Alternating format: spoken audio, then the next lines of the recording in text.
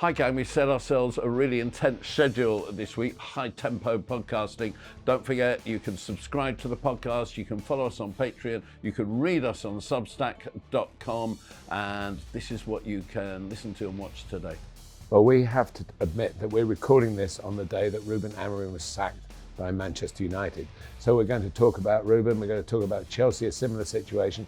We're going to heap some praise on Brentford and have a look at what's going wrong at West Ham.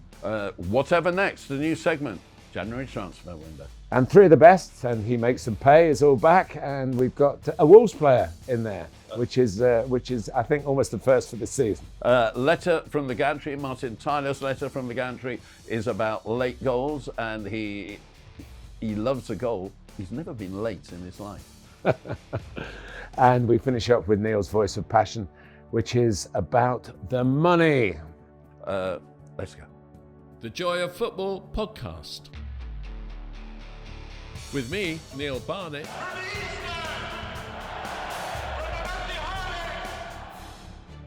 And with me, Martin Tyler. Looks rush shot in! Rooney! Aguero!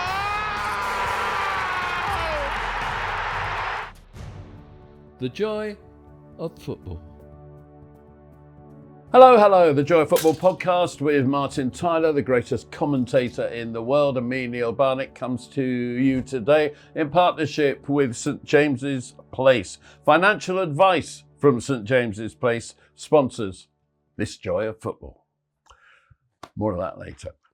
Let's not muck around, Martin, because we've got so much to get through. We will start with, we need to talk about. And we need to talk about Manchester United and Chelsea projects.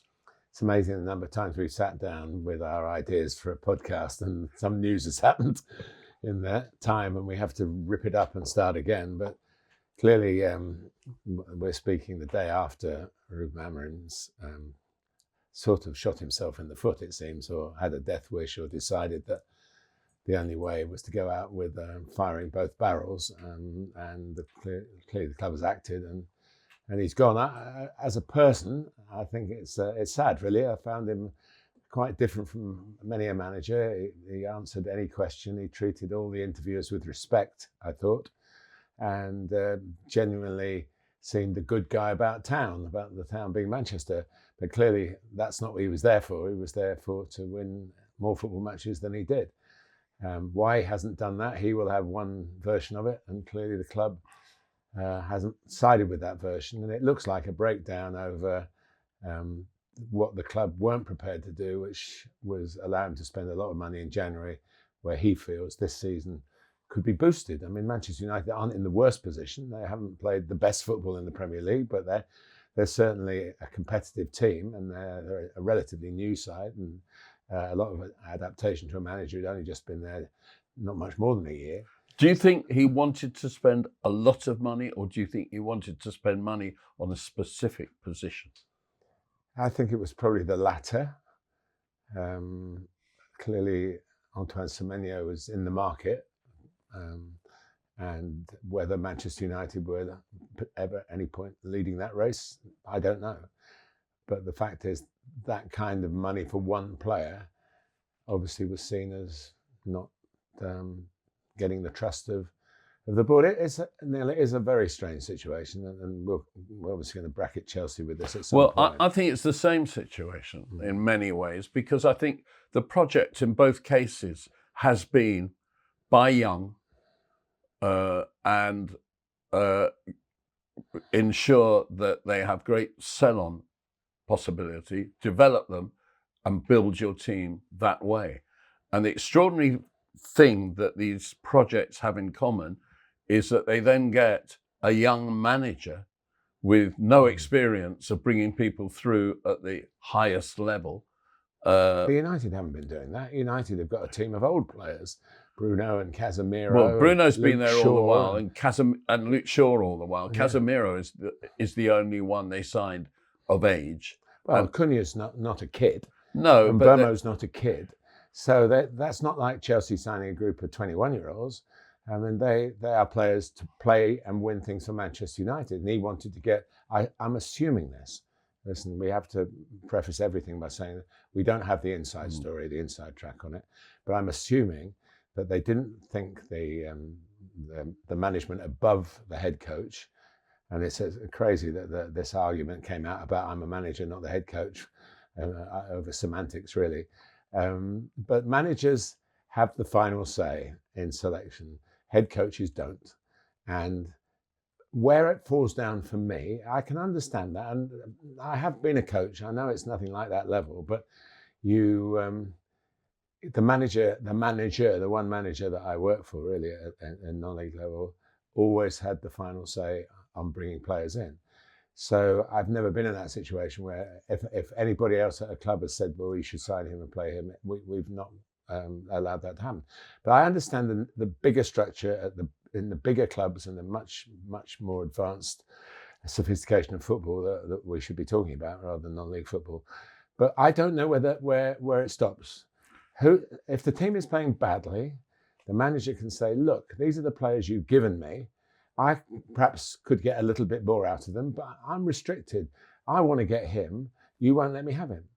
And so the one who won't let the director of football who won't allow the transfer, when is he culpable for the team not playing well?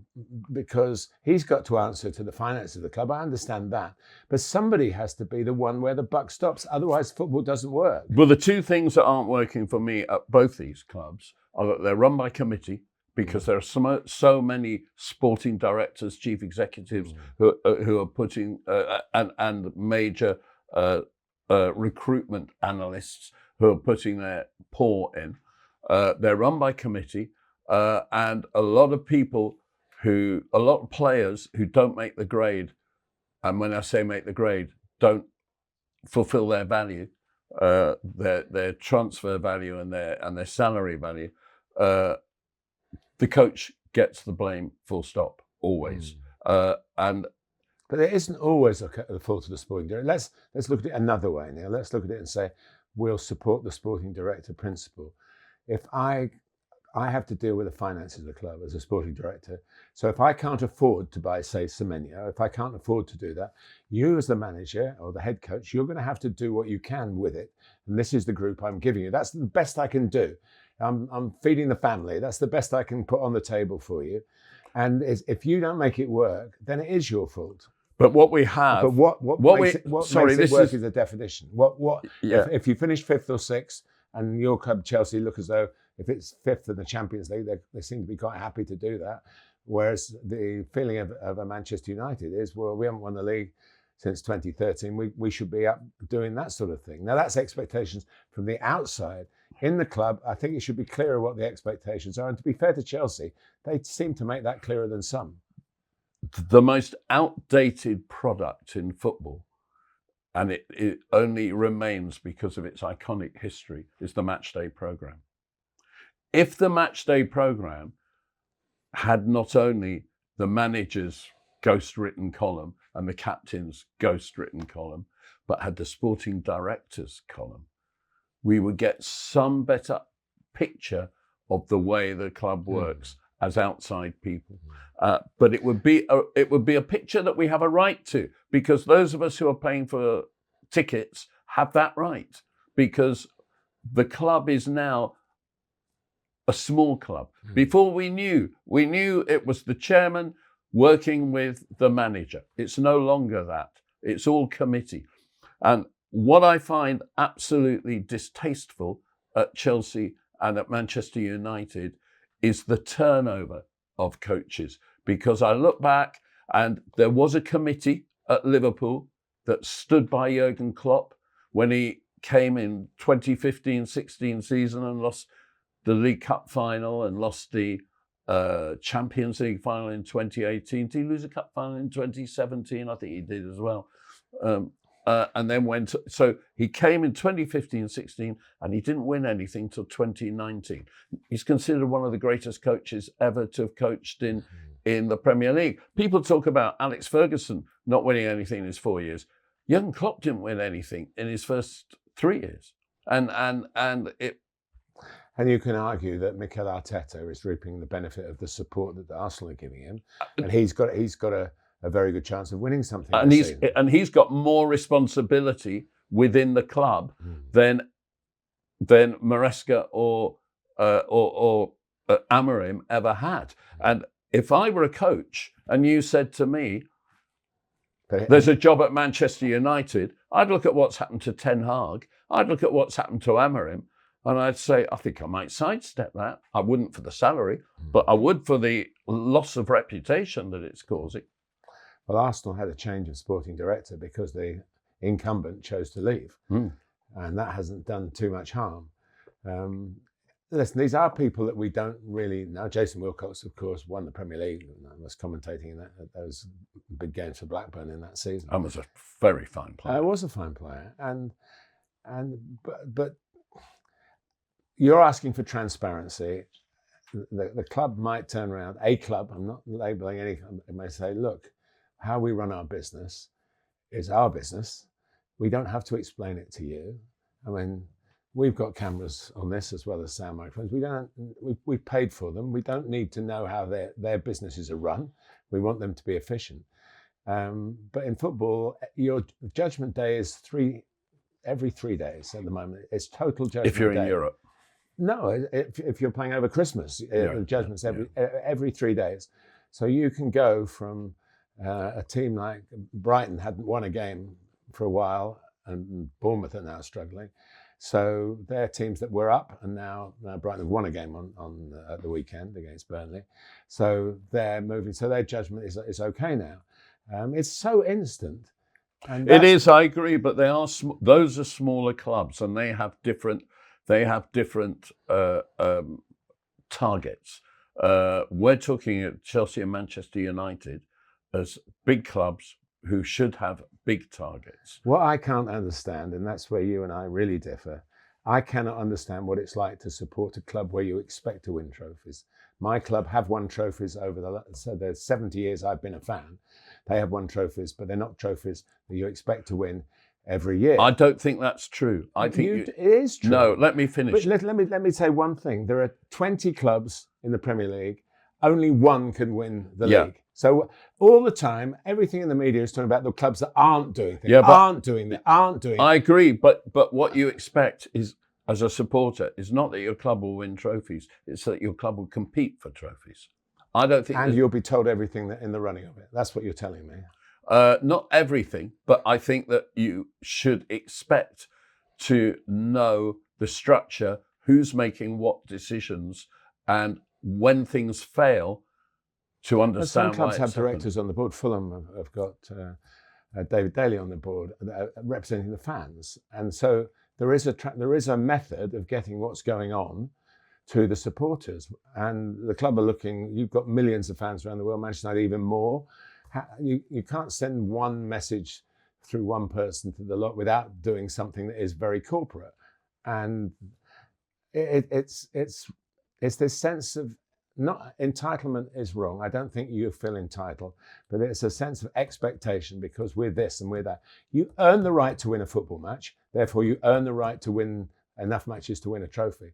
But you have to do it. And that's why the Premier League is so fascinating, because to win one game is an amazing achievement, to do it with all the detail that goes in. No wonder the coaches complain about they only get 3 days and they don't get a training session or whatever, because the expectation on them is to win, or different levels of how many we win, but certainly to survive, and in your case, win silverware, which Chelsea do very successfully. But I do think that the concentration on what is wrong ignores any analysis of what is right. I think that the problem is when these clubs fail, and some of them are failing badly, and obviously this season, Tottenham is the club of the big money clubs that's failing the most badly, is kind of getting away with it because in the media, because Manchester United and Chelsea are taking all the headlines. But what is really wrong? We're going to see whether Tottenham spend some money now, because Daniel Levy's control of the purse strings is over.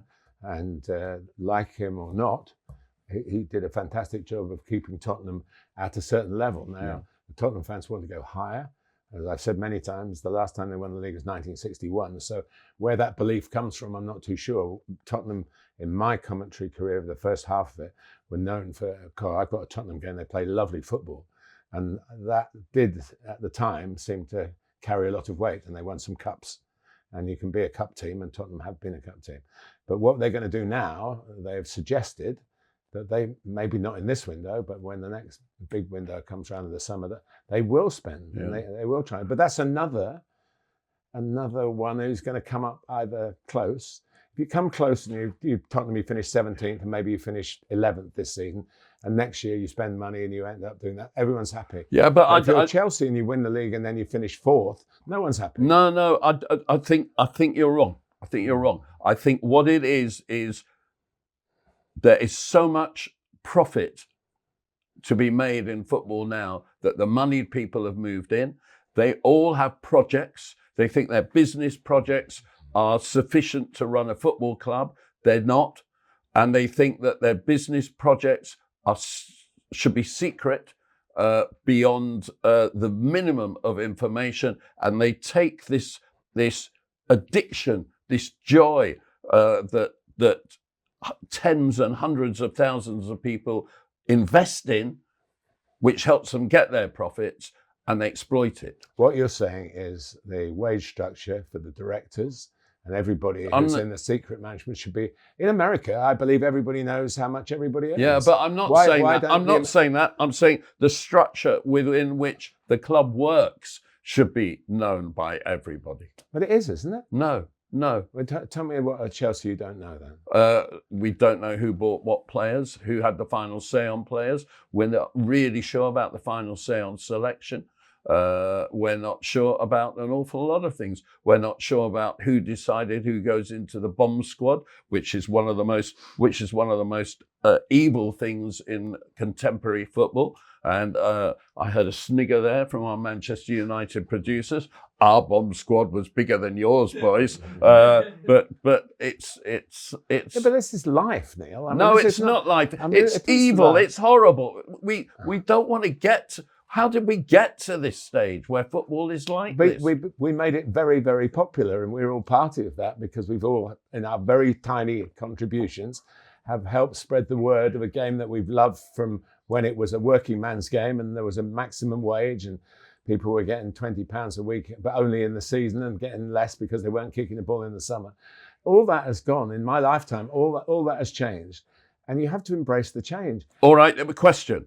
Did the inexperienced, I'm going to go with Manchester United around Chelsea, because Chelsea actually won a couple of trophies and United didn't. Oh yeah, and now we're putting value on trophy. I hear all the time on the media, not from you, all the time, well, have they won a big trophy?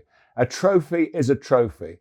And, you've got the FA Cup doesn't count anymore. The League Cup's nothing. You tell Newcastle people that the League Cup is No, my nothing. question is, did the people who decided on Ruben Amorim as manager of Manchester United do a good job? I wouldn't say it was a bad job. I mean, in the end, they've fallen out. So what would happen? We wouldn't. If that did they fall out with Eric Ten Hag? If that game hadn't finished, if the game had finished 1-1, and Ruben Amorim said, "Look, I'm pretty pleased. We came back and we equalised in the game, and we're doing quite well away from home. We've got to improve our home form. We've had too many draws. We wouldn't be having this conversation. He would still carry on being the job. He's initiated it because he didn't like being told, it seems." And again, I preface this by saying this is what we're conjecturing, is it seems that he wanted more than those above him felt the club could invest in. And it became a sticking point. To the end, it's you or me. And with Maresca? Well, Maresca had the trophies. He suddenly came out of the woodwork. I mean, there's great similarities. I know you see it because you're very close to Chelsea. But for me, there's great similarities. You don't rubbish your bosses in public. And I think anybody who does that can only expect things to go downwards. But they did expect it. That's the whole point. They both wanted to get out. That's clear, isn't it? Well, obviously there are rumours that Maresca has already paved the way to work elsewhere. I don't know. I mean, Poch was the same. What I think we should discuss, Neil, is why do you want to be a head coach? or why do you want to be a manager? If you want to be a manager, if you expect to manage, going back, we've known legions of managers who managed. No question. They had assistants and advisors and scouts and all the old-fashioned things. They didn't probably delve into data too much, but they had a nose for a player and a nose for a team selection. So you are the boss. You decide who plays in the game. You decide where the substitutions are, and that's what the job was. Now there are bosses about, I think, but not at the highest level, because there's too much for one man to do. Even the great Fergie would admit that now. Yeah, I agree with that. But you've got to have the point where the most important person in the building is known to the players, to the staff, even to the tea lady. And makes the decision, And the makes the final decision. And takes responsibility and for it. Fronts up for it. Yeah. I agree with all that, totally. I also would just like to point out that when you got all these scouts who depend on data, we use the data, that data doesn't measure brain power. Well, that's another story for another day. But my experience of knowing people behind the scenes at Premier League clubs is they look at the data and then they look beyond the data. Mm-hmm. They find out what people are like and find out whether they're reliable, whether they're a good sort, or whether they're likely to be a bit stroppy in the dressing room. All those things do come into it, and you don't get that from data. No. And so there is a wider. I go back to what I was saying about this sudden desire to get young managers with a future rather than with a present to manage these young players. And I go back to... But they're not managers. Head coaches. But I go back to the people in charge of the team for my club under Abramovich, and he signed the Champions League winner Mourinho. He signed the World Cup winner Scolari. He signed the Champions League multiple winner Ancelotti. He signed the Champions League winner Benitez. He signed the multiple Serie A winner Conte. And he got rid of all of them. Well, he did. Yeah. I mean, and the fact is they were. But they won things. They all won things. But they knew the rules of the game when they went in. But they managed the team. You may tell me otherwise, but my impression was with all those, they managed the team. Yeah, they did. Yeah. And now we're in a situation where Maresca's made it quite clear that he's not in charge of the team. Therefore, he wanted to go and he's gone, or he didn't want to go but he's gone. And Liam Rosina, if it is, and we're talking on the day after Amorim made a statement, on the day that Amorim's been sacked, we're assuming that Liam Rosina will come in, but he will come in knowing the rules. So he will be a head coach, and if he cannot manipulate the team, I mean, if you look at it, they're the pawns in the game, really, the coaches and the players. The guy at the top is the one with the game console. He's moving everything around. They're not taking the responsibility. I think they do, because West Ham sacked their director of too football. late, but yeah. Yeah, but they do take it. It's not. And to be fair, Dan Ashworth left Man U. Yeah, and to be fair to Jason Wilcox, he's not been there that long to be judged. I would suspect that there are two factors, and I don't know which level is which. The factor is they didn't really feel that Amorim was the right man to go forward. And maybe more likely, they haven't got the money to get the big signing in that Rúben wanted. I just want to say to all you Man U fans out there that Oliver Glasner is a flipping brilliant coach, but he's a counter-attacking coach. And I don't think he's a big club coach. I think he'll go to you. Well, I disagree, because I think you do what you can. He's gets the best out of what he's got, and we're now saying this is what you got. Make the best of it. So that's what Amorim said. I don't want. If he does, he's a genius. Well, that's fair enough. Yeah. Good luck to him. Well, he hasn't got it yet. So we need to talk about Brentford. We do, and this is going to lower the angst levels of the conversation, I think. I mean, we've talked so much about Brentford and about how they sell all their players. And this last summer, they sold so many players. On the back of selling Tony the previous summer, they sold Mbuemo, Issa, their best attacking players. Wissa. Yeah. They sold Flecken, their goalkeeper. But most alarmingly for them of all, they sold Thomas Frank. And I don't know how much of the rest of his coaching staff went to Tottenham.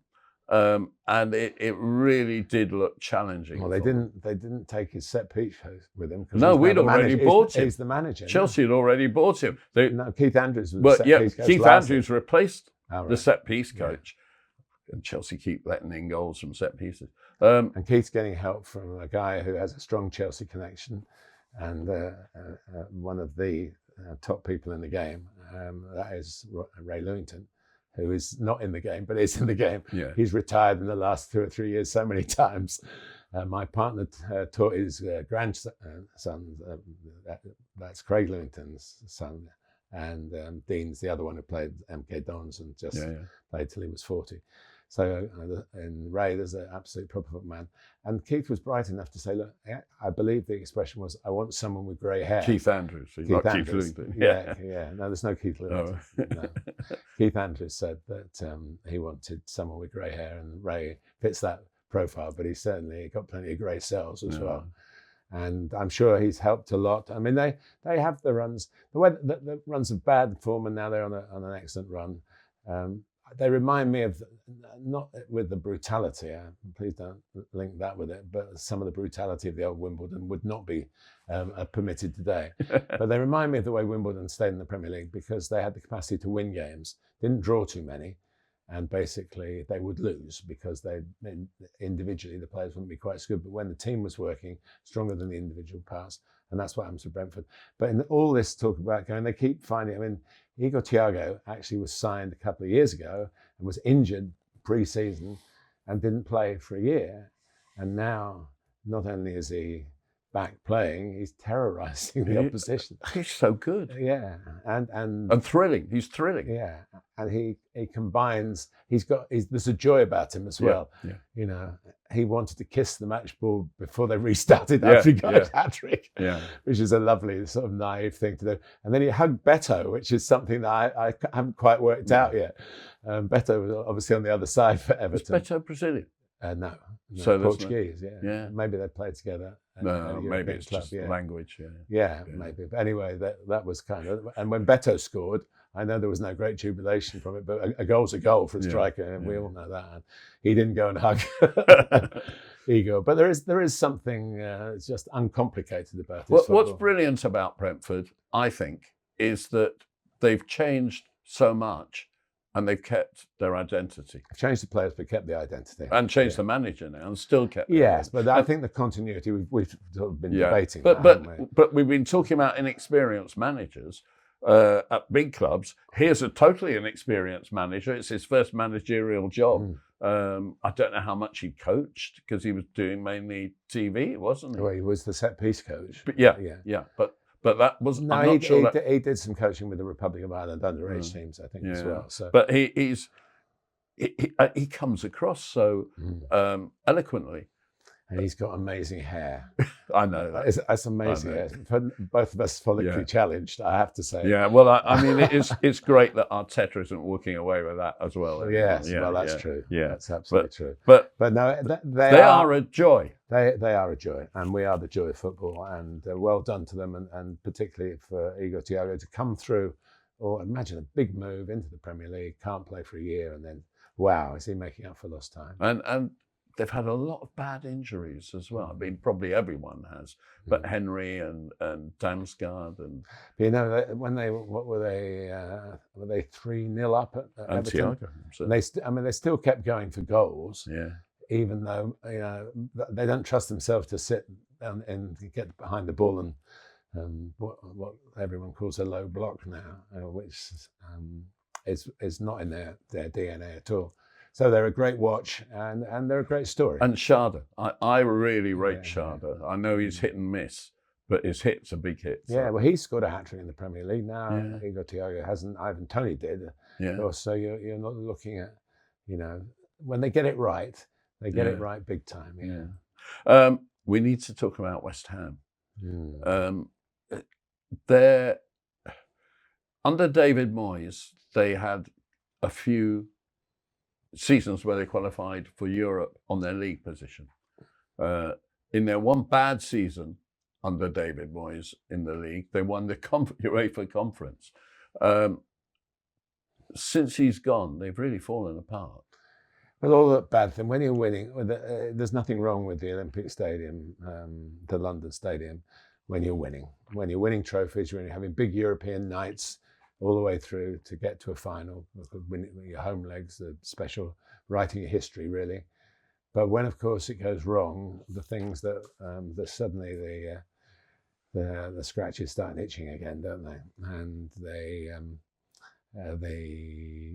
the way that football fans are, you pick holes in. We all do it.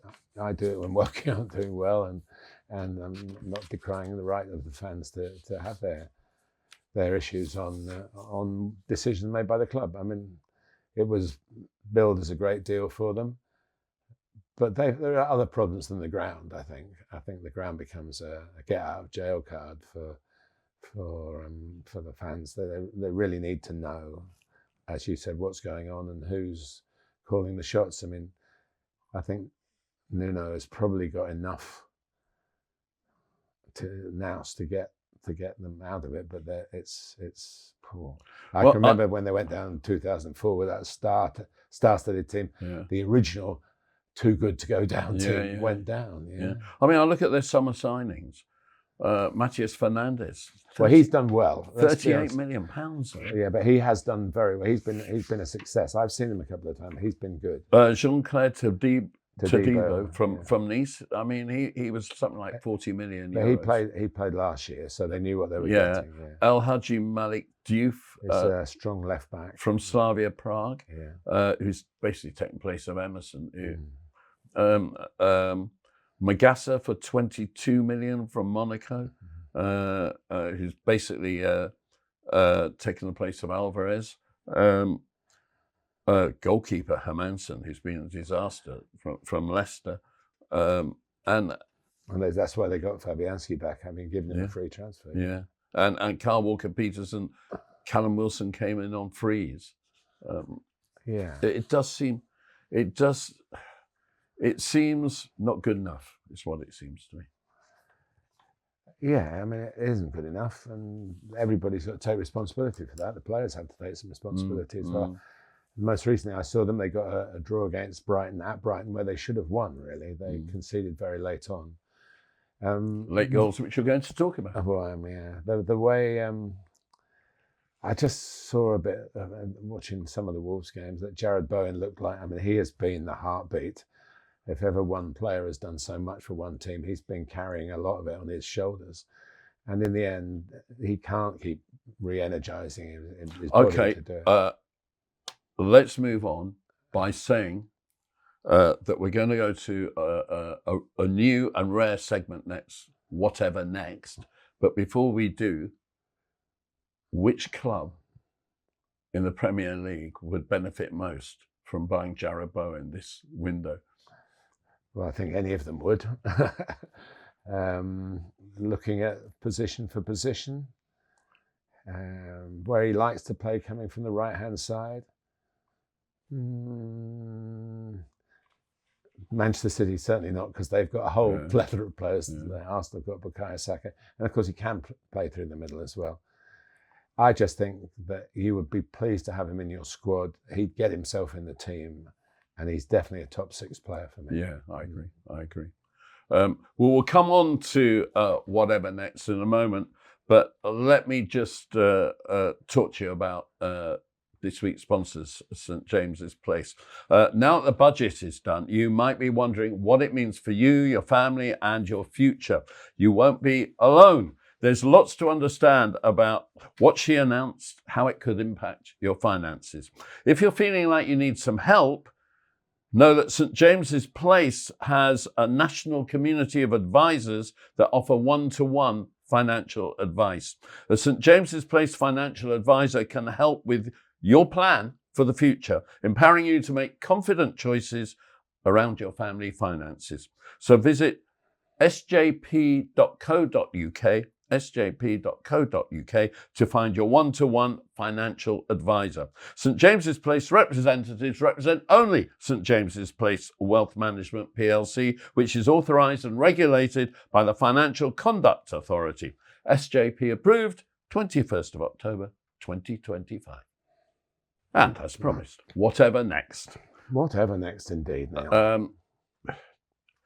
If you were in charge of a club in the Premier League, would you treat January transfer window as a chance to mend something that didn't go right in the summer? Would you treat it as a new beginning?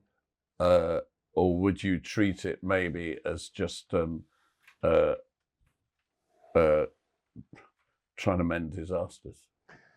I think every club goes into this transfer window thinking all those things, and if they apply, maybe, but only maybe. Everyone's saying, oh, you don't get a good deal in January, but of course you can do if you get it right. I still think the best January ever was around 2005, or I think it was 2006 maybe, 2006. It was Manchester United when they signed Vidic and Ebra. Yeah. And I was thinking that when you asked the question, actually. Yeah, and I may have told this story before, but Alex Ferguson, after his 25th anniversary at United, came on radio in America with me. And I said to him, I look back at that January, and I think the Glazers took over about 18 months before. In their first full year, you didn't win anything. You got knocked out the Champions League in the group stage. And in your second year, you did a Fergie and targeted the League Cup, the first trophy going. So you were in the semi-final. And you were through the group stage of the Champions League. And they decided, even though in football terms you were an old man, to sign these two players. And that summer you got to the Champions League semi-final and won the league. And the following year, you won the league and the Champions League, which says something about the Glazers that you can't deny. There's a lot of negatives that people will talk about the Glazers, and I understand that, but they got that so right. Mm. And when we're talking so much today about decisions from the top affecting down, that was astonishing, really. And since then, I've looked at January signings, and I've just not seen anything so effective, really. No, it's not. It's not. You don't tend to get too many bargains. I think the biggest problem in January, if you've got a player out of contract, he can talk to foreign clubs, and certainly with Trent Alexander-Arnold, for example, last year that negatively impacted. Although they went on and won the league, and Trent played a big part in that, but it does ruffle the feathers a bit. You know, I mean, a week in football is, the cliche, it's a long time, and a week in a dressing room is a long time. So many moving parts. The one little thing to keep everything steady, month in, month out, week in, week out, takes a lot of doing. And I mean management in the broader sense, not being the team. Well, let's take one team, Manchester City, who we know have it in them to be the best team in the world, and have the best coach in the world, in the main. He's the best coach in the world. If they were to go into the transfer, I mean, we've been told for the last few weeks that Semenyo is going to go there, or possibly to Liverpool, probably there. If they were sitting down with us now, wouldn't we say, hang on, what are we doing wasting our time? Hang on, you've got Stones injured all season. You've just lost Diaz and Guardiola in your last game. Your backup centre-backs, the guy beginning with K, whose name I can never remember. Kusanov, yeah. Kusanov is not goose enough, good enough. And that's worth the my puns, that, by the way. And Nathan Ake, my mate Nathan Ake, who you know I adore. Yes, he's a very nice guy. Yeah. Is struggling physically. Yeah. Mark Gahey? So, well, I don't know whether. How much would you pay for Mark Gahey when he's 6 months out of end of contract now to beat the others off and to? Yeah, it's whether Crystal Palace, who are now on a losing run, whether they want to compound their problems by letting their captain go, and whether everyone's agreed that he'll go to Liverpool at the end of the season for nothing. Maybe that's in place. Yeah, that's the kind of emergency where the January window is helpful. They will have players in their mind that could possibly fill that gap. It was a bad day for them. I mean, you were there. It was a bad day for them in terms of the result, and it was a bad day for them. Manchester City, Chelsea. Manchester City, Chelsea. So it's with the injuries to two such experienced players, you could argue that, I mean, with great respect to John Stones, who's an older player now, that they're two best defenders, really. I did feel that an experienced central defender might clear that cross. Yes. From which they conceded the goal. Well, okay, nearly he got a piece of it, and actually probably in the end put it in the path that led to the goal, really. And Enzo Fernandez, with 3 bites at the cherry, got the prize. So you can't second guess how versatile some of the players are. That somebody will be put into a position. You know, he's turned Nico O'Reilly from a midfield talk about player. That in a moment. He turned him into a left back, and he's big enough to be turned into a centre back. Yeah. These kind of things happen. You do see that. Declan Rice can go and play at the back, and he's playing as a number 8 for Arsenal now. But if you needed him for a month when Gabriel was out, they didn't need him because they've got cover. And at the moment, that's what's tested. I'm a great believer in that old Jose Mourinho philosophy: 2 good players for each position, and you should be okay. And to be fair to the Arsenal story, it's taken them this long to get there. Yeah.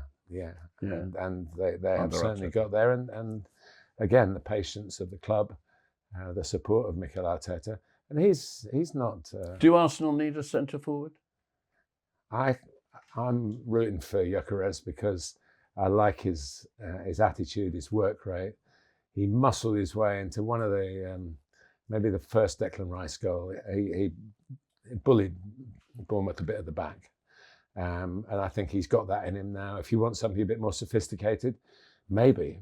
But Kai Havertz is more sophisticated. If he gets fit in time, that will be an option. But Gabriel Jesus doesn't really want to play there. And it's a different element to the attacking play if he does. No, I think give him a bit more chance. We said in the last but one podcast, Arteta had come out and said, we need to learn a bit more about him. We need to service him better. Of course, he needs to do better for us as well. So it's a work in progress. Now, I think certainly the way they are, great in the Champions League, really setting a scorching pace in the Premier League as well. Why tinker with it? Why, you can bring, it's a long time ago, but as a famous Manchester City were going to go and win the league in the early 70s, and they signed Rodney Marsh, who was a pin-up boy player at the time, and they finished 4th or something like that. And Rodney had to carry that guilt with him, really.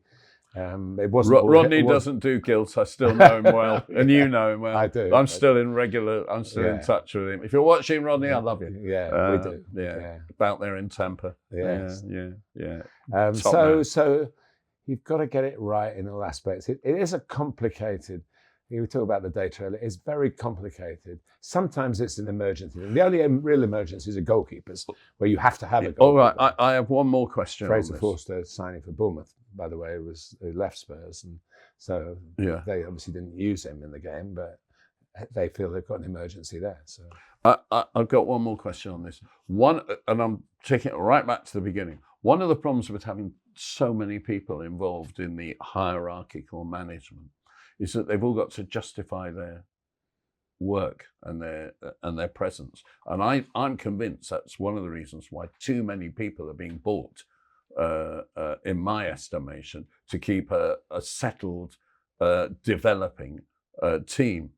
Liverpool have had their struggles this season, and quite a lot of them have been the lack of settling in of the new players. Would you, if you were at Liverpool, look at it and say, it's really important we don't do anything in the transfer window this month, which could unsettle us even more? We've got to spend the next 4 or 5 months still settling these people in. Getting the best out of what we bought already. Yeah, and if we do, we'll be all right. I would agree with that. Yeah. I mean, there might be a specific issue.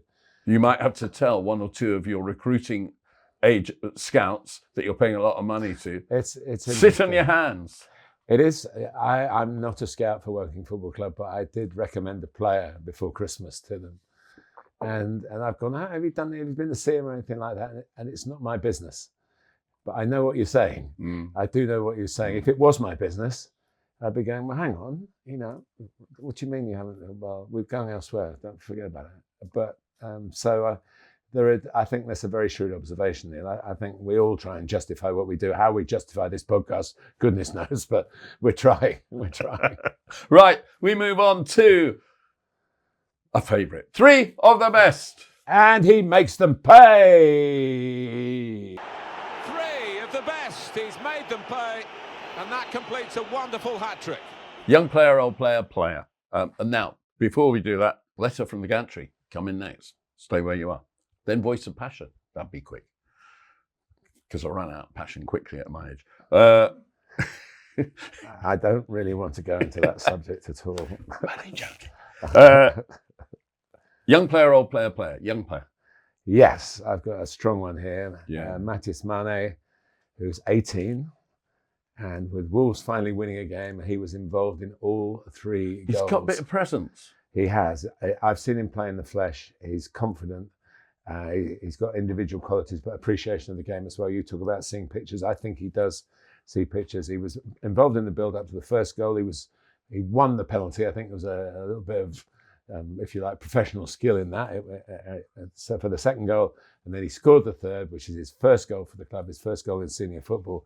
And he is from Portugal, but he's the only player, I think, in that team. I think I'm right.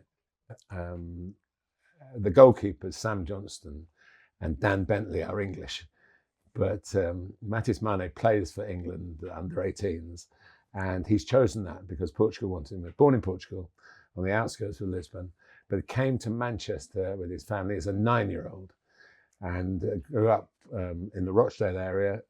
Played junior football with the Rochdale Football Club. Have you been to Rochdale? Yeah, okay. They're in Woking's League. Hang on, what was you saying? Yeah? Spotland, yes. Yeah. If I had a choice of living in Manchester or Lisbon, I don't think there'd be much of a choice. It wouldn't be Manchester. All I can say, Neil, you're probably not in possession of the facts that determined why the Mané family left Lisbon and arrived in Manchester. And it's working for English football. Yeah, he's going to play. If he keeps going like this, he will play for England. He's a super player. Yeah, and he's really, really talented. And it is odd when, if you look in, say, a Wikipedia page of football club, which we commentators do just to check the squad and the numbers, they always put the flags against them. But if you look at the Wolves set, you don't find many flags of St George there at all. And so it's nice to see it on him. And it's not as though it's just a flash in the pan. He's got himself in the team, in a struggling team, and he's giving those hard-pressed Wolves fans who've had a terrible time this season, giving them something to smile about. So keep an eye out for him, because I think he could go all the way. Yeah. My young player is Nico O'Reilly, who I saw obviously in Manchester City, Chelsea. I want to talk about the way City play, because I don't think it's been talked about enough. And I'm not quite sure when Pep went to this model. It was certainly during this season, but they're essentially playing with a back 4, a 3-man midfield, 2 inside forwards, and a striker. So it's kind of not 3-4-2-1, but 4-3-2-1. Christmas tree, that is. It is, except that is the Christmas tree. It's much more fluid than that. But then Christmas trees can be quite fluid, especially if you don't pin them down. Pep has to get the width. That's the most important thing of his. So now you're saying it's his fullbacks that are doing that. I'm not saying it's his fullbacks. I'm saying it's his fullback, Nico O'Reilly, because the way they played. I mean, this was extraordinary. The way they played was on the right of the midfield. Well, holding was Rodri, obviously in midfield. To his right was Bernardo Silva, and to his left was Phil Foden. But Phil Foden seemed to have the freedom to go where he liked. And Bernardo Silva had the experience to fill in. Then the 2 inside forwards, the 2 number 10s, Cherki actually played very wide, which allowed the right back, I wasn't at the game now. The Portuguese guy, Mateus Nunes. Mateus Nunes, allowed him to kind of go wherever he felt Yeah. would most benefit. And he's a midfield player, really. Yeah, and then the left-sided number 10, Reinders, played off Haaland, but to his left. And that left a gap on the left wing. And Nico O'Reilly...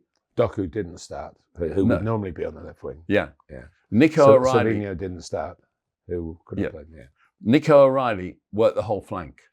So interestingly, after the game, Callum McFarlane, the one-match temporary Chelsea head coach, said that they were surprised at how City played. They didn't expect them to play like that. And they basically played with 6 up front, which is Pep. I mean, that is his genius that he gets people in the penalty area. So the 6 were ahead of Rodri, the 2 other midfielders, Bernardo Silva and Foden, the 2 number 10s, Cherki and Reinders, Haaland, and Nico O'Reilly bombing up and down. And Nico O'Reilly, in the first 20 minutes, was against Esteban Willian and made him play right back.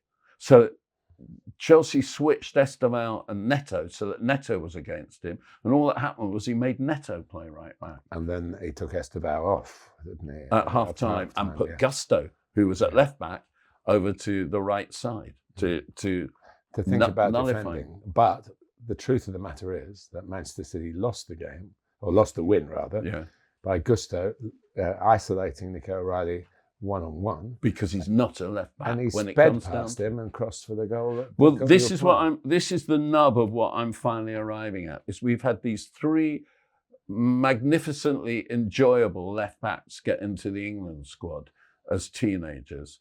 Nico O'Reilly, last season Miles Lewis-Skelly, and Lewis Hall. And they are all converted to left back at first team level. They weren't brought up as left backs at all.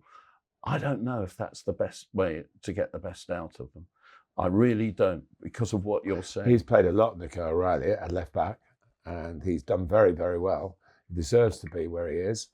But that moment was a moment, whatever you think about it, every defender wants to come off, whether you're a makeshift left back or a proper left back, you want to come off with a clean sheet. And that moment actually, but to be fair to Nico O'Reilly, that the rearranged other defenders probably hadn't settled in enough to give him the cover that he needed. And you saw where Ake was, because he played the ball. Yeah. He would be the one supposed to give him a bit of cover.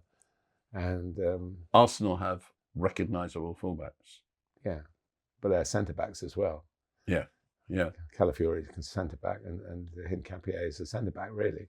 But they play there. And that's why Miles Lewis-Skelly, who's full of promise, is not getting as many games as he would hope for in a World Cup year, you know. So, yeah. So it'll be interesting to see where England end up doing that, of course. Levi Colwill would probably have been a really good player that Thomas Tuchel knows, who can play left centre-half and left back. That would have been maybe high on the list, but whether he'll get fit in time, I would say it's difficult now. All I'm saying is Nico O'Reilly is clearly a very good player, but I'm not convinced he's a really good left back. And I feel a little bit for these players who are suddenly going to left. Lewis Hall seems to me to be a pretty good left back. But Neil, don't feel for the players. They're in the team. That's all you can ask as a professional footballer. Do I get picked? Oh, I'll play. Give me a shirt, and that's where you want me to play, boss. I'll play there. And all the ones you've mentioned all come into that category. Whatever their personal preferences are, none of them have the power now to go and say, if I'm not going to play at left back. We've heard stories in the past, haven't we, of players going, I ain't playing there. I mean, there's a famous case where England were really struggling to get in the European finals in 1992. England didn't have a right back. Lee Dixon got injured and didn't go in the end, and the right backs came injured. And the left backs were asked to play at right back, and a couple of them, I'm not going to name them and shame them, said, I can't play, I'm not going to play it right, even though you get an England cap for doing it. So now those days are gone. So be grateful, Nico. I'm sure you are, that you're in the team. And yeah, that was one And it wasn't all your fault. That's what I'm saying. Where was the cover? I'd be going, hang on a minute. Yeah. I'm one-on-one against the quickest player that I'm up against in the game. And there you go. And that's football. Old player? Well, this is, I hope you allow me this one. He's 34 and he's just come back into the English game. Pascal Groß, who was with Brighton for 7 seasons and played a huge part in the club going from where they were to where they are now. A man of many positions, a man of great football sense. And he left for Dortmund, partly because he got capped. He got capped at the age of 32 by Germany. And so he thought that going there would enhance his, and he has played quite a lot of international football, given that your first one's 32. Now he's come back. He's also gone to a Champions League final. No, he wasn't there then. Wasn't he? I thought he just made that. No, I don't think he did. That was 18 months ago? No, he left in 2024. Oh, so right, that was 18 months ago, wasn't it? No, yeah. So he's come back to increase his World Cup chances for Germany. And he's even pointed out that I don't want to come back at the end of the January window and waste another month being on the bench when it starts again in Germany, or maybe they weren't going to play at all over that period. I want to come back and start now. And he came on as sub in their win against Burnley, and it was as if he'd never been away, really. He's a proper team player. He's got an 18-month deal as well, so he's got next season as well. He'll be 35 in the opening days of the World Cup, but he's still got that ambition that has forged a career away from. Basically, his success has been in England, and he's played for Germany because of that. And it just goes to prove that Brighton, who are always held up as the team that buy young and sell on, they signed Danny Welbeck, they signed Pascal Groß back at 34. Yeah, Joel Veltman's a good age as well. They know how to. Well, you haven't mentioned the oldest, of course, James Milner. Yeah.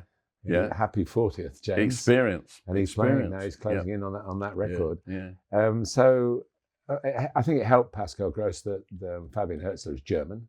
So they've obviously been able to. He's been able to reassure him that he's going to play. So there's a player. We're going to see some players that we might think in the back of our minds and we'd probably never mention on the podcast, who are cruising towards a World Cup, making sure they don't get injured. Here you've got one, Brighton fans, who is desperate to play and wants to be involved for every minute of the game to show the German national team that he should be in the squad. My old player is Dan Petrescu, Sheffield Wednesday, Chelsea, Bradford City when they were in the top flight, Southampton, Romania, twice scored against England in World Cup and European Championships, and on both occasions knocked England out, I think, or helped knock England out. There are a lot of stories in the media recently that he had cancer and said he was very ill and he lost a lot of weight. I phoned him up. He was in Romania, and he didn't have cancer, and he had been ill, but he didn't have cancer. He had a throat issue, which he said he needed another month's treatment. He was in Cluj in Romania, which, for those of you who don't know, is what's the territory where all the monsters are? Transylvania. Yes, it's in Transylvania. Have you been there? I've been to Romania, but I don't think I've been to Cluj. I've been to Cluj. Yeah, well, Chelsea will have played them. Yeah. I had some wonderful food in Cluj at this basement restaurant, and I sent all our Chelsea security people there, and they all got the you-know-whats and thought that I'd done it deliberately, but I didn't. It was just really good food. Did you stay in the dark like all the? It was a nice city. It was a nice city. Terrible game when I went there. It was 0. But anyway, Dan had been managing there for about 5 years. He's won loads of trophies as a manager. He if you remember him, he was a very silky player. Right back, right midfielder, right wing back. He's one of those totally out of his head mad managers whose arms are flying around all the time. Anyway, he doesn't know how this story about the cancer got over here because he says it wasn't, and he told me I could put it up on social media and everything. So he's a lovely fella, which is why I've stayed in touch with him. I just want to tell one story about him as a footballer that I think highlights what happened in the late 1990s. Chelsea signed him, I think, in 1995. Glenn Hoddle signed him. And he came and we were playing three at the back. He's played right wing back. And I think it was away to Leeds. And we got a free kick about 20 yards outside the penalty area, too far out to have a shot. Dennis Wise was stood on the ball. They had their wall, Leeds. Maybe it was 15 yards outside the area. They had their wall. And Dan Petrescu was not wide, but in the middle of the pitch. And he ran in front of the wall and just stood there and looked at Wise and said, "Give me the ball." And you could see Wise thinking, what the hell's he doing? But he gave him the ball. And Petrescu gave it back and whoosh, went off at an angle. And the wall broke and everyone went, half of them went with him, half of them went, suddenly, just with a little bit of ingenuity and understanding football. Tactic, just so brilliant. He broke the wall. And it was like Did you score? No, but I know a lot of the English players felt that was a see-through moment. That is what happens. See through the wall, yeah. Yeah. But that is what happens when you get in players of different experience. Well, you have explained the reason for the inclusion of Dan Petrescu. Yeah, love him. Your player? Yes, well, it's got to be Declan Rice because of his contribution to the recent Arsenal win at Bournemouth. First time he's got 2 goals in the league game. Yeah, and it doubled his tally for the Premier League this season. I mean, Arsenal have been sharing it around, which some people say is the best way to win a league, and other people say you need a 20-goal striker, and they thought they'd signed one, but he's got 5, and Trossard's got 5 as we speak. So they have been shared around. There are a few on 4 as well, Saka, I think, and Eze. I think they're on 4. So he doubled his tally. But the nature of the first-time strikes, I mean, people talk about one-touch finishes, but you actually think about that close in, where the ball may be spun up or a cross has come in, and you go, these were cutbacks to certainly the second one. And his movement on the second goal, where he definitely made the angle for Bukayo Saka to play it back to him, it was just a perfect example of it. And he strikes the football extremely well, and both finishes were crisply hit into a part of the goal that was clearly vacant, but it wasn't a huge part of the goal that was vacant. But he hit it bullseye. So I just think, he will always tell you that he doesn't score enough goals. But of course he hasn't always played in positions where that they rely on goals from him. But somehow it's a flagship when Declan scores. I don't know what the Arsenal fans feel about it. We've got one in the room, but to me, it represents. He's a manager's delight on the pitch, and he shows his commitment to the cause. He's obviously gone from Chelsea youth to West Ham and had some loyalty to both those clubs. But he's a proper gooner now, and I think, if he gets into the situation, he's not club captain, so he won't hold up the trophy initially, but he plays like the captain, and he certainly deserves. I mean, you mentioned him last week in a different context. This is just really, I'm a bit different to you, Neil. My 3 of the best is more dictated by immediate events, and it's nice that you balance it up with your thoughts, but maybe your player is an immediacy this time. Declan Rice has got to be the next England captain, surely, after Harry Kane. Yeah, I mean, Harry Kane looks to me as though he's going to play for a lot longer. He'll never give up on England. No.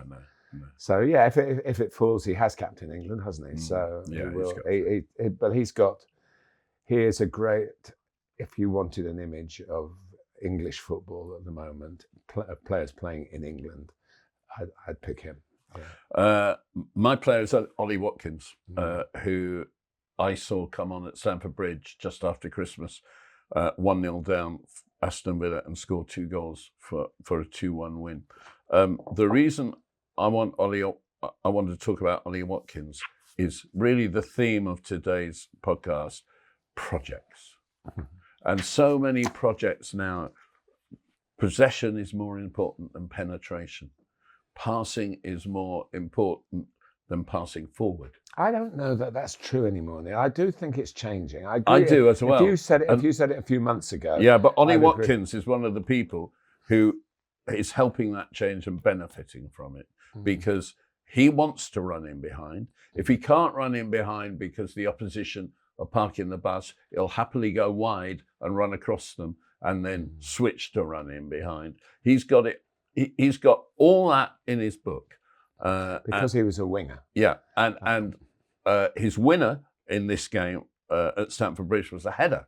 He scored a thunderous goal in the recent win at home to Against Nottingham Forest. So he's got a lot of different goals in his book, but the main thing he's got is that he will stretch defences, and there's not enough people in recent years who have been like that. And he's probably, Harry Kane did it at the beginning of his career, but not once he got going, because I think of all the injuries. And he's the one who's really done it and done it successfully. Yeah, but you're banging on about counter-attacking football. That's when you get played in.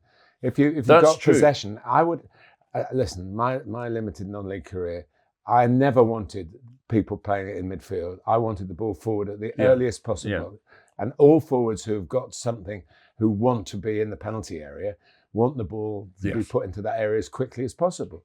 So I do think the possession football makes it hard. That's why Erling Haaland is so special, because his team play possession football. Maybe they're playing a bit less of it now, but he will wait and brood and wait and make a move, then touch the ball 8 times and score a hat-trick.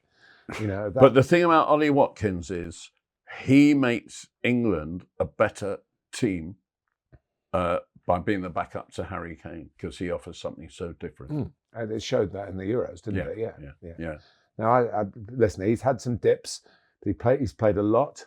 He's a very thoughtful footballer as well. So I do think that he's regained that. There might have been suggestions that he'd fallen out of favour because he'd had a barren run, but all strikers have barren runs.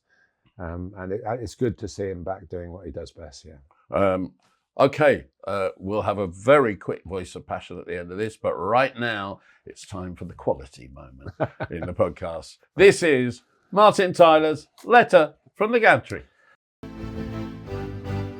Letter from the Gantry. Thank you, Neil. You always give me such a nice build-up, given that we've had a few arguments today. I didn't expect that. I don't know. We had them on the phone all the way I was driving back from Manchester. I'm certainly not the only person to have described England's Premier Division as the league of late goals, but I might just have been the first, given that I had the privilege of commentating on a high percentage of Sky Sports live matches in the early years of the competition following that breakaway from the Football League. Even before the game broke out into today's massive worldwide coverage, there was an overseas market for English football. A lot of the popularity was in areas like Scandinavia, where a 3 p.m. Saturday First Division match was available live for many years before the advent of the Premier League. I commentated regularly on what we used to call then the round the world game. And a big selling point at the time was constant action from first whistle to last, a bit of a dig at the type of game in other European countries. Nowadays, with higher numbers for added time going up on the electronic devices held up by fourth officials, the Premier League has become a brand leader in taking the drama deep. Recently, the digital display clocks in the grounds, which used to stop at 90 minutes, you might remember, have been allowed to continue the countdown. So everyone knows what's happening, particularly the players and the managers who recognise the time to throw caution to the wind. In this context, and at this time of year, I often recall New Year's Day 2012, Sunderland against Manchester City. The game was goalless, but there were still 15-20 seconds left to play, and Martin O'Neill, the Sunderland manager, knew it. He sensed the chance to turn a good point into a tremendous victory and frantically waved his players forward. Ji Dong-won, an attacker from South Korea, just 20 years old, was on the ball and seized the moment. A 1-2 with his teammate Stefan Sessegnon, and he was round the City goalkeeper Joe Hart, timed to perfection. It ain't over till it's over, was my rather ungrammatical response to a magnificent moment for the Black Cats. It was only G's second Premier League goal, but sadly, it was also his last. Injuries stopped his progress, though at the age of 34, he's still playing. After turning out for 5 different German clubs and a spell back in his own country, he's now representing MacArthur FC in Australia's A-League, describing it as the perfect place for the last challenge of his career. G's gee whiz moment put a break on Manchester City's attempt to become Premier League champions for the first time, but I probably don't have to tell you that the problem was not terminal. Fast forward 4.5 months to the final day of that season, with City at home and down 2-1 to Queen's Park Rangers, along came goals officially timed at 91 minutes and 15 seconds from Edin Dzeko and 93 minutes and 20 seconds from a certain Sergio Aguero. How appropriate that the League of Late Goals was decided in such a manner. And this is a gift which keeps on giving. I had a particular interest in the recent fixtures for Fulham against Liverpool and Chelsea at Manchester City, preparation for an upcoming commentary between the 2 London clubs at Craven Cottage. Fulham played first against Liverpool, who were famed for deciding games in the closing moments way before the Premier League was envisaged or the electronic time boards invented. True to their long tradition, they seemingly seized the points with a 94th minute goal from Cody Gakpo, but the League of Late Goals hadn't finished. Enter Harrison Reed, a one-time Fulham regular, but not for quite a while. Partly because of injuries, but mostly because of Marco Silva's selection preferences. The number 6 style player, who actually wears the number 6, has not at the time of writing started a Premier League game since the final fixture of the 23-24 season. It was against Luton, which dates the match in itself. This was only his 15th appearance since then, all as a substitute. His previous league goal had been even further back in April 2023. He'd last hit the back of a Craven Cottage net 3 years and 3 months before in October 2022. So an unlikely hero. No wonder at the final whistle, with the effects microphone up loud and picking up club captain Tom Cairney gleefully asking Harrison, where the blank did that come from? That was a 25-yarder which left Alisson, one of the world's best shot stoppers, floundering. It finished 2-2. And still to come was one more offering from the envelope of awesome in added time. Many Chelsea fans had written off their chances away to Manchester City because of seemingly cobbled together preparation in the wake of the departure of manager Enzo Maresca. But those who travelled to the Etihad and had stayed to the very end had a close-up and ecstatic view of Enzo Fernandez prodding in an improbable equaliser in the 94th minute. In the joy of football, late is invariably great.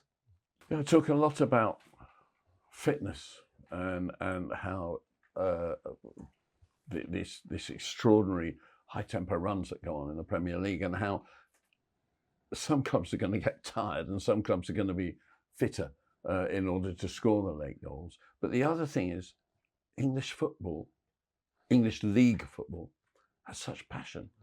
And when you're talking about the other leagues previously, maybe not having the same late goals, I don't think it was so much that.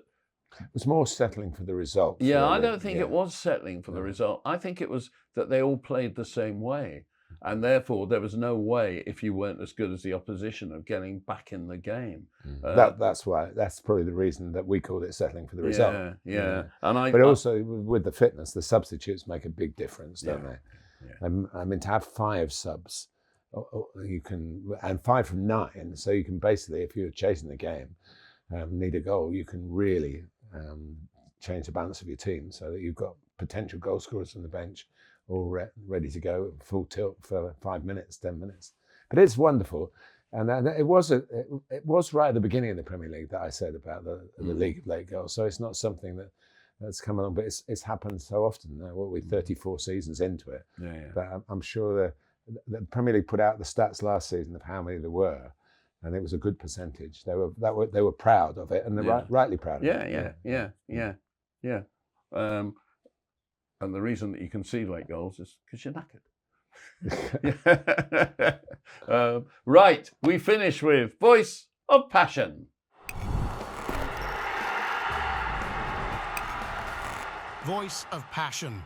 Followed by Voice of Reason. But actually, I'm not going to get Voice of Reason off Martin this week. And I'll tell you why in a moment. one of my mentors in radio was the great Giorgio Canaglia. Lazio won the title with Lazio, which not many centre forwards have done. New York Cosmos, where he upstaged Pele, or tried, and Italy World Cup player. He, as you know, I presented the show with him, and he used to say in his Italian accent, Italian Welsh accent, because as you know, he was brought up in Wales. He was in South Wales, he used to say, "It's the money, you moron."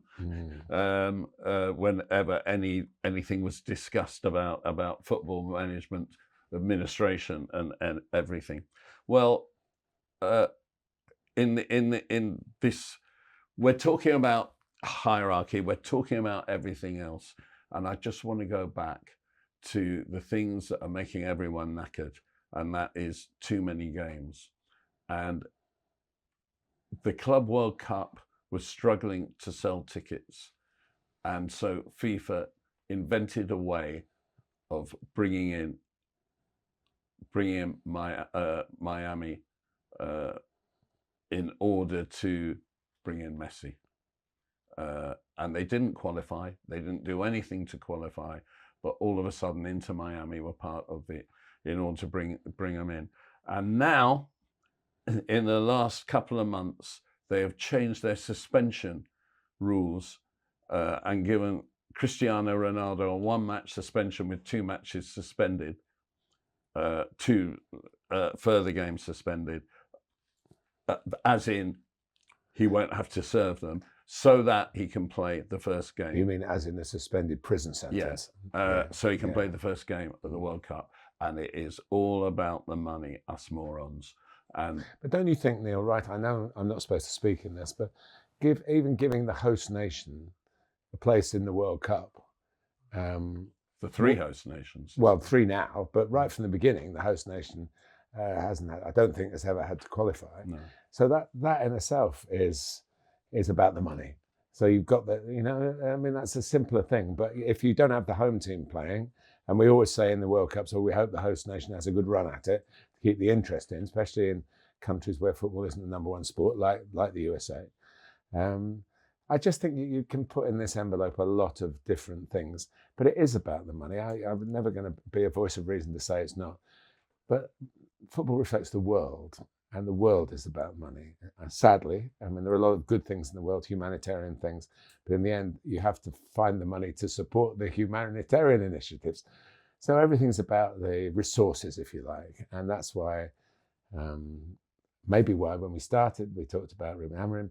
Maybe Manchester United said to him, "We don't have the resources." Now, that's not quite saying it's all about the money. It's all about the lack of money, to be honest. So, listen, I'll turn up at football next week. You'll turn up at football next week, because it's just the greatest joy in the world. Having seen that Harrison Reed goal, and having met Harrison when he was out Christmas shopping before Christmas, and knowing he hadn't played so many, I mean, that you couldn't construct that game in a fictional film.